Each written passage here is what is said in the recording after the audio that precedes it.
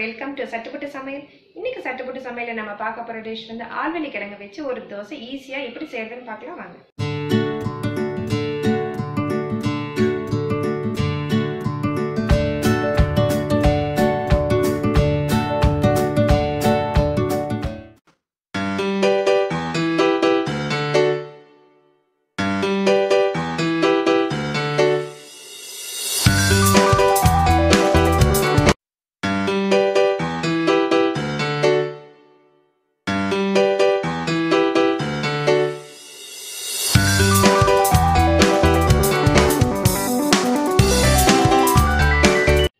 ஆல்வெலி கிழங்கு தோசை செய்ய தேவையான பொருட்கள் ஆல்வெலி கிழங்கு, இட்லி அரிசி, காய்ந்த மிளகாய்,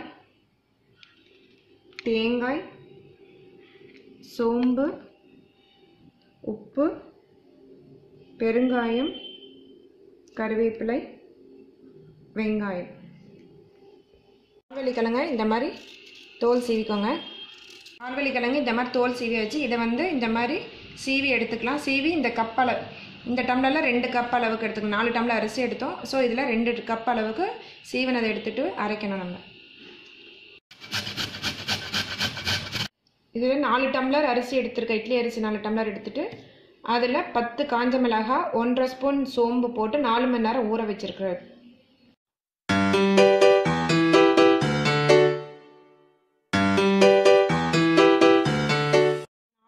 அரிசி நல்லா ஊறிடுச்சு. இப்போ இதை மிக்ஸி ஜாரில் போட்டு அரைக்கலாம். ஃபஸ்ட்டு அரிசி அரைக்கணும். அதுக்கப்புறமா தான் இந்த திருவுன ஆல்வெலி கிழங்கு அதை போட்டு அரைக்கணும். கடைசியாக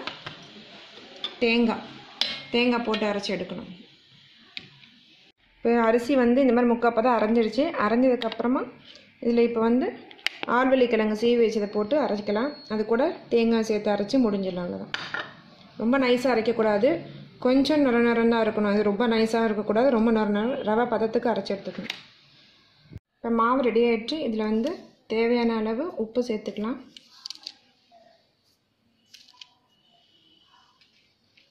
பெருங்காயம் ஒரு சிட்டிகை அளவு,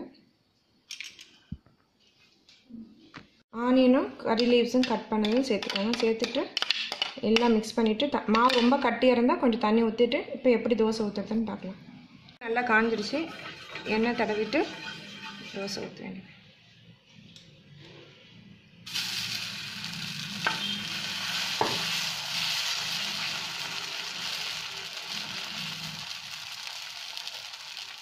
கொஞ்சம் ஆயில், 1 ஸ்பூன் ஆயில் இப்படி சுற்றி விடுங்க. வேகட்டும். கொஞ்சம் ஸ்லிம்மில் வச்சு மீடியமான ஃப்ளேமில் வச்சு வேக வைங்க. அதுக்கப்புறமா இந்த பக்கம் செவந்தப்புறமா அடுத்த பக்கம் திருப்பி போடலாம். அப்புறம் இந்த இதில் வந்து இப்போ நான் வந்து தேங்காய் வந்து அரைச்சி சேர்த்துருக்கேன். நீங்கள் வேணால் திருவி சேர்த்துக்கலாம். அப்புறம் ஆனியன் வந்து வேணுன்றவங்க சேர்த்துக்கலாம், இல்லைன்னா அவாய்ட் பண்ணிக்கலாம். காரம் வந்து உங்களுக்கு காரத்துக்கு தேவையான மாதிரி சேர்த்துக்கோங்க. நான் வந்து இதில் 10 மிளகாய் போட்டிருக்கேன். உங்களுக்கு கம்மியாக வேணும்னா நீங்கள் கம்மியாக சேர்த்துக்கலாம். பக்கம் செவந்துடுச்சு. அடுத்த பக்கம் திருப்பி போடணும். இது வந்து நம்ம அடை டேஸ்ட் மாதிரி தான் இருக்கும்.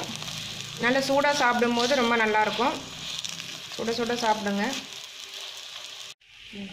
இப்போ வந்து நம்ம தோசை வந்து ரெடி ஆகிடுச்சு. இந்த பக்கம் நல்லா செவந்துடுச்சு. எடுத்துடலாம். ஆல்வெலி கிழங்கு தோசை இப்போ ரெடி ஆகிடுச்சு. சுட ஆல்வெலி கிழங்கு தோசை ரெடி.